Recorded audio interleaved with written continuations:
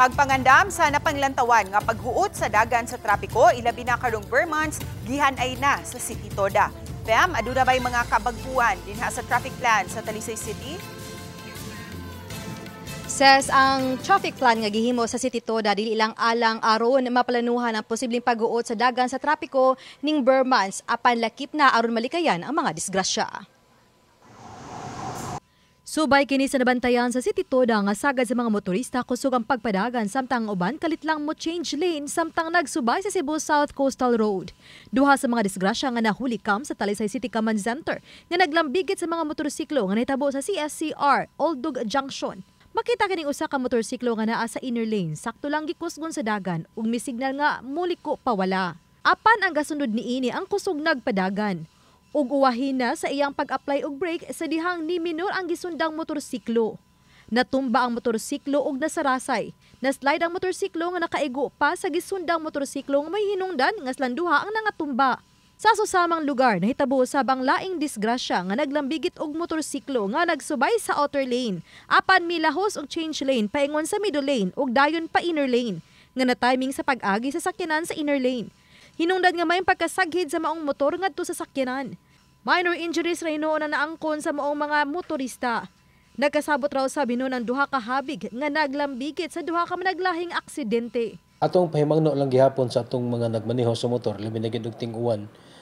Di gid mo kumpiyansa sa pagpakusog sa pagpadagan, kay di gid kalikayan nga pagtamak nimo sa brake o pagkumot nimo sa brake, makapugong siya sa ligid tungod kay basa ang daan. Unta kanunayon na sa atong mga driver sa motor, labi na gid og mag-change lane ka, gamita gid ang imong side mirror. Gipanglantawan na sa City Toda ang mas daghan pa nga traffic count ning Vermonts diha sa kadalanan sa Talisay City nga mo'y gipangandaman sa City Toda. Dungagan nako, giparihas na nako og time, ilang oras ang mga patrol. So tulo na ka patrol cars ang magtuyok-tuyok sa ato ang business district kining Tabunok. Unya human kining diri dapit sa may SRP nga mo'y magsige grubing-rubing labi na gyud panahon sa September agi og pagpangandam sa Vermonts. Samtang ning pagsugod na sa Vermonts dungan usab sa pagsaulog sa Talisay City Police sa Crime Prevention Week.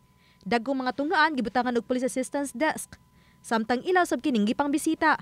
Gibisita usab ang mga establishmento nga sagad dagsaan sa mga tawo aron pagpahinumdum kanila sa posibleng pagsiaw sa kriminalidad sama sa kawat panahon sa Vermonts, ilabi na sa business district diha sa Barangay Bulacau ug sa Barangay Tabunok. Muna nga ato siyang start of Vermonts, pero it doesn't mean that during this time lang ang atong mga activities, all year round, all month round.